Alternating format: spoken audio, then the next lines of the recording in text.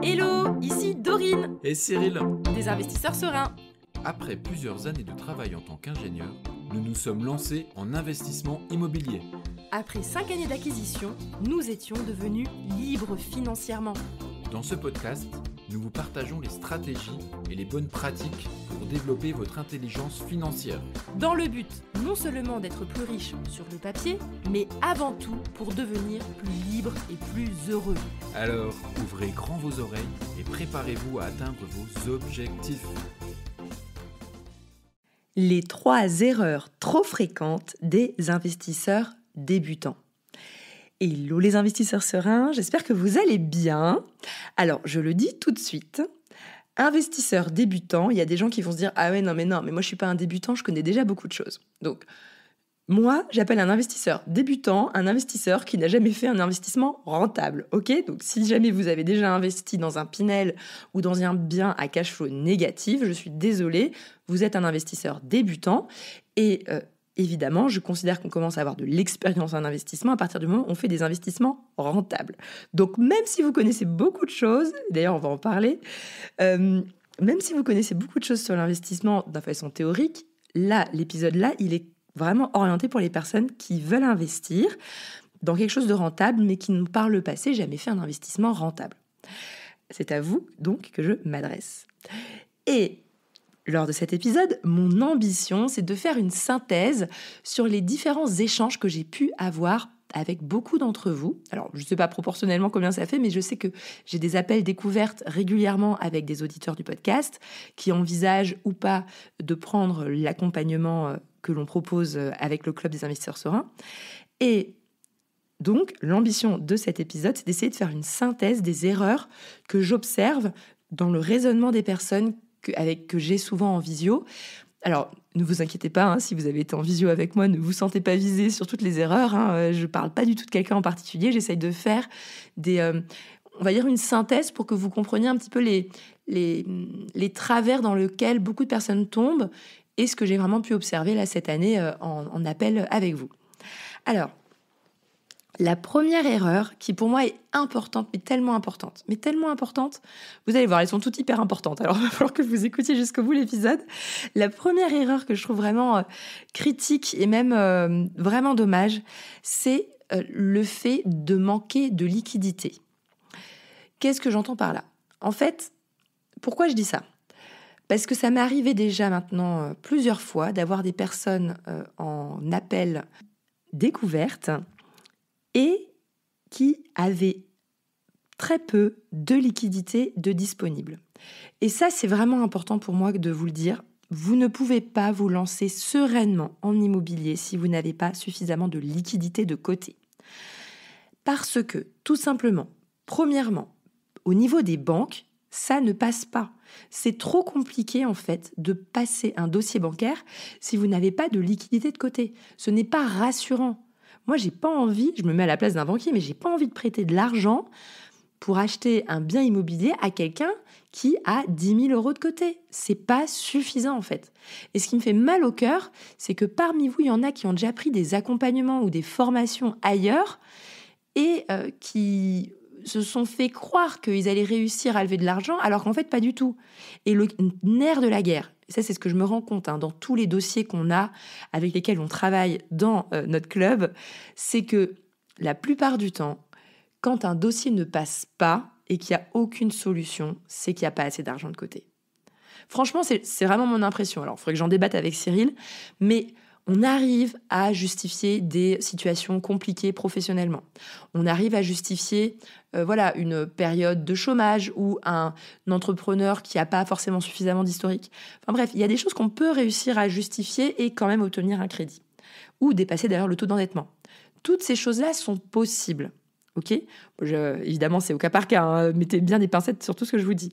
Mais par contre, ce qui ne pardonne pas, c'est quelqu'un qui a pas assez d'argent de côté. Moi, en tout cas, mon avis, un petit peu, mon seuil, je dis 20-25 000 euros, c'est un peu le plancher en dessous duquel vous n'avez pas le droit de descendre, en fait. Vous n'avez pas le droit d'avoir moins de 20 000 ou 25 000 euros de côté. Ça ne veut pas dire qu'il n'y a rien à faire. Ok, je vais quand même mettre quelques nuances sur ce que je dis.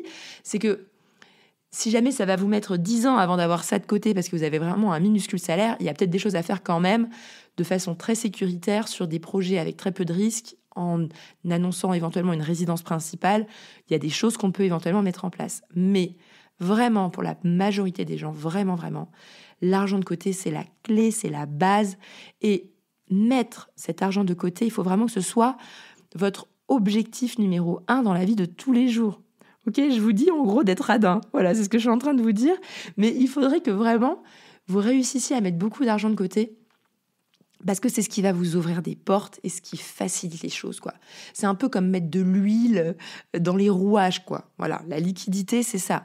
Et en plus de ça, je ne sais pas si vous avez écouté les autres épisodes où je parle justement de liquidité, il y a le fameux besoin en fonds de roulement, c'est-à-dire à un moment donné, même quand on arrive à avoir un super prêt, qu'on arrive à quasiment tout emprunter avec très peu d'apport, et ben en fait, il y a ce fameux besoin en fonds de roulement au démarrage qu'il ne faut pas négliger. Parfois, on doit avancer des frais de travaux parce que ça n'a pas encore été débloqué par la banque. Enfin, il y a des moments comme ça où, au niveau trésorerie, ça devient tendu. Et si vous n'avez pas cet argent de côté, c'est très compliqué pour vous. Donc bref, je vous ai fait assez ce petit laïus, mais mettez-vous comme objectif. Moi, j'aime bien, je dis ça grosso modo. Mais si vous arrivez à avoir 20% de côté de la taille de l'investissement que vous faites, franchement, vous êtes bien et vous êtes serein. Ok ? Donc, si vous faites un investissement à 500 000, j'aimerais bien que vous ayez 100 000 euros de côté. Si vous faites un investissement à 300 000, j'aimerais bien que vous ayez 60 000 euros de côté. En gros, voilà, vous avez un petit ordre d'idée. Évidemment, là, je suis gourmande quand je vous dis ça, mais c'est votre objectif. Voilà, et si vous avez 100 000 euros, vous faites un investissement à 100 000 euros, 20 000 euros, c'est très bien. Ok ? Mais voilà, essayez d'avoir cet ordre d'idée un petit peu en tête. Ça ne veut pas dire, j'ai jamais dit ça, que vous allez le mettre en apport. C'est juste que ça va mettre l'huile dans les rouages pour que les choses se passent bien pour vous, à la fois au niveau du dossier bancaire et également pour être serein par rapport à la gestion d'un chantier, par rapport aux besoins en fonds de roulement au démarrage de votre mise en exploitation, etc.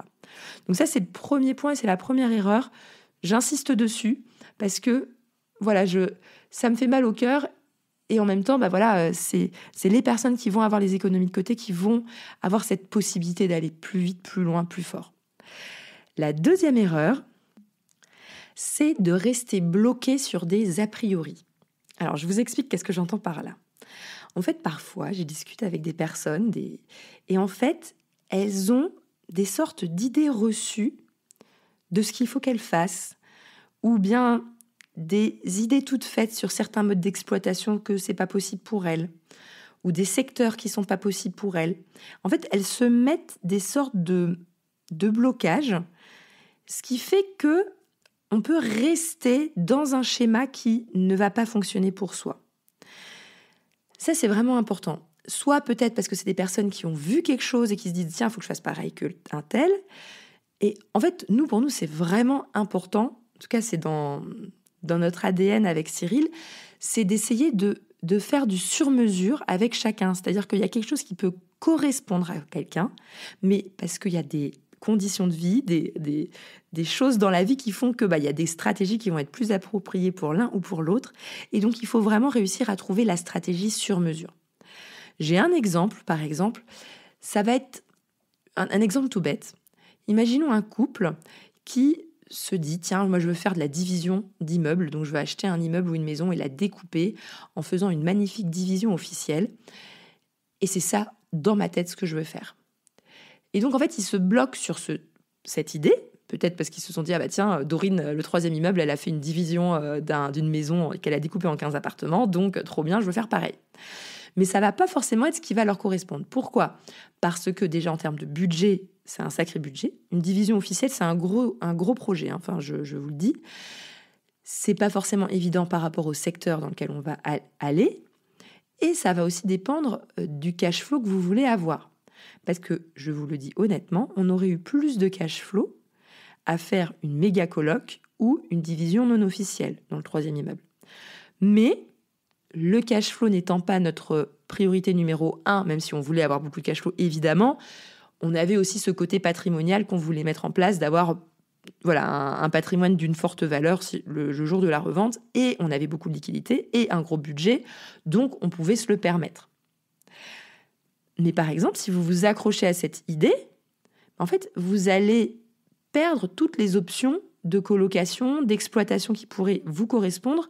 Et en fait, voilà, cet exemple n'est peut-être pas le meilleur, mais en gros, ce que j'ai envie de vous dire, c'est que parfois, on se bloque sur une idée et finalement, je trouve que l'intelligence de l'investisseur, c'est de réussir aussi à s'adapter un petit peu au fur et à mesure de ses recherches et à pas rester bloqué sur une seule idée. Moi, je m'en rends compte vraiment. Il y a beaucoup de gens qui sont bloqués dans un délire et qui restent dedans et qui se disent bah voilà, c'est comme ça que je veux faire parce que voilà. Oui, tu sais pas trop pourquoi parce qu'il n'y a pas vraiment de parce que qui tiennent la route. Mais en tout cas, eux, dans leur tête, ils se sont mis en tête que c'est comme ça qu'ils allaient faire les choses. Donc vraiment, essayez dans la mesure du possible de vous dire ok, il n'y a pas qu'une façon de faire. Pour moi, la vie, il n'y a rien qui est tout noir ou tout blanc. Moi, c'est comme ça que je vois la vie. Après, j'ai l'impression que beaucoup de gens, ils aiment bien noir ou blanc. Je suis pour ou je suis anti.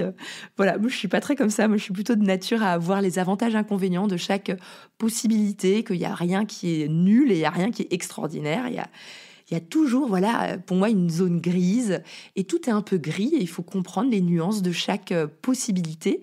Donc, c'est ce que j'essaye vraiment d'essayer de vous faire comprendre là dans cet épisode, c'est que si vous êtes investisseur débutant, essayez de rester ouvert, même si évidemment à un moment donné, il faut avancer, il faut se dire, bon bah ok, je vais commencer et attaquer par ça, par exemple, 2-3 stratégies, je vais essayer ci, ça et je vais commencer à faire des visites. Mais ne vous fermez pas l'esprit tout de suite, restez encore ouvert parce que les choses, elles évoluent. Moi, je me rends compte que beaucoup de personnes qu'on accompagne, je pense 50%, démarrent avec une idée en tête et au final investissent différemment de ce qu'elles pensaient au départ. C'est notre travail à nous aussi de réussir à faire évoluer la pensée de la personne pour que justement elle arrive à trouver chaussure à son pied. Il y a des gens qui, entre guillemets, ont un chemin tout tracé et tac, tac, tac, ça avance et il n'y a pas besoin de se remettre en question forcément parce que ça avance, bon, même si en réalité on se remet tout le temps en question. Mais voilà, ce que j'ai envie de vous dire, c'est que ne soyez pas trop braqués avec des principes, restez ouverts. Moi, je vous avoue, en immobilier, moi, dans ma tête, je suis encore hyper ouverte à tout. La seule chose que je suis pas ouverte, c'est à la copropriété. Ça, je crois vraiment que j'ai un blocage là-dessus maintenant, depuis que j'ai fait ma RP en copropriété avec Cyril. Là, je crois vraiment que la copropriété, on a vu, voilà, c'est bon, terminé, il y aura plus jamais ça. Et encore, tu vois, je me dis, bon, on sait jamais, tu vois, Dorine, tu sais jamais ce qui peut t'arriver dans la vie. Mais, en tout cas, voilà, mais je suis quand même ouverte sur plein de types d'exploitation, plein de types de projets, parce que je sais que c'est en restant ouvert que je vais réussir à m'adapter aussi au marché, à ce que je veux faire, et que il faut réussir en fait à ça, quoi, à évoluer et pas à rester bloqué dans ses acquis, dans ses a priori en fait, parce que sinon on n'avance pas. Okay, et on en a tous, hein. Ne vous dites pas, ouais, non, mais moi, c'est bon, je suis quelqu'un d'hyper ouvert, j'ai pas d'a priori. On a tous des a priori à un moment donné. Faut juste en avoir conscience, les travailler, se poser des questions. Et des fois, on a l'a priori et se forcer à aller faire des visites quand même dans quelque chose d'autre de ce qu'on a pensé, ça peut nous ouvrir les portes, faire des déblocages qui peuvent être intéressants. Bon, ça, c'était donc la deuxième erreur. Donc, je récapitule jusqu'à maintenant. La première, c'était de manquer de liquidité. La deuxième, c'est de rester bloqué sur des a priori. Et la troisième erreur, alors ça vraiment, elle me fait de la peine, mais en même temps, qu'est-ce que je peux faire ? Je peux pas faire grand-chose. C'est les personnes qui pensent qu'elles savent. Et ça, c'est compliqué, parce que ça, c'est ce que je dis toujours. C'est on peut pas aider quelqu'un qui ne veut pas être aidé. Moi, c'est ma règle de base dans la vie. Moi, je vais pas me casser la tête à essayer d'aider des gens qui veulent pas être aidés. Je veux dire, soit vous avez envie d'écouter le podcast, soit vous n'avez pas envie d'écouter le podcast. Mais voilà, faites ce que vous voulez, vous êtes libre de le faire ou pas. Je ne vais pas commencer à embêter des gens, même s'il y en a plein dans mon entourage que j'ai envie de secouer les lauriers en disant « mais fais ci, fais ça, pourquoi tu fais comme ci, pourquoi tu fais comme ça ?» J'ai envie d'aider tout le monde. Mais ça, c'est normal, c'est humain. Mais ce que j'ai envie de vous faire comprendre, c'est que quand je me retrouve face à des personnes qui font mine, elles savent, et que donc, en fait, entre guillemets, c'est bon, elles savent, en fait, qu'est-ce que tu veux faire ? Tu peux rien dire, en fait. Tu peux... ok, visiblement, tu es déjà formé, tu sais tout. Et en fait, ce que j'ai envie de vous faire comprendre, déjà, premièrement, moi, je considère, en tout cas personnellement, que j'ai encore l'impression de rien savoir. C'est-à-dire que il faut avoir cette conscience qu'il y a un tel chemin de parcours d'apprentissage quand on est investisseur que je pense vraiment, vraiment, vraiment que c'est le chemin de toute une vie d'apprendre à investir. Enfin, moi, je vois ça comme une exploration éternelle, déjà d'apprendre à se connaître soi-même, ses défauts, ses failles, ses peurs, etc. Ça entre en jeu dans l'investissement. Et il y a toute la partie, entre guillemets, technique et concrète du monde extérieur. Et on n'a jamais fini d'explorer et de se remettre en question et d'apprendre des nouvelles choses. Je discutais là justement avec notre avocate fiscaliste sur laquelle je travaille sur l'association que je suis en train de mettre en place pour notre 4e immeuble. Elle me dit, en fait, j'ai mis 10 ans en droit fiscal pour comprendre qu'en réalité, j'avais toujours pas encore tout compris. Et c'est elle, une avocate fiscaliste, qui m'a dit ça. Et en fait, je la rejoins tellement, parce que, en l'occurrence, la fiscalité immobilière, je me forme, on va dire, par phase. En tout cas, avant, je me formais par phase pendant nos investissements, donc depuis 2015-2016.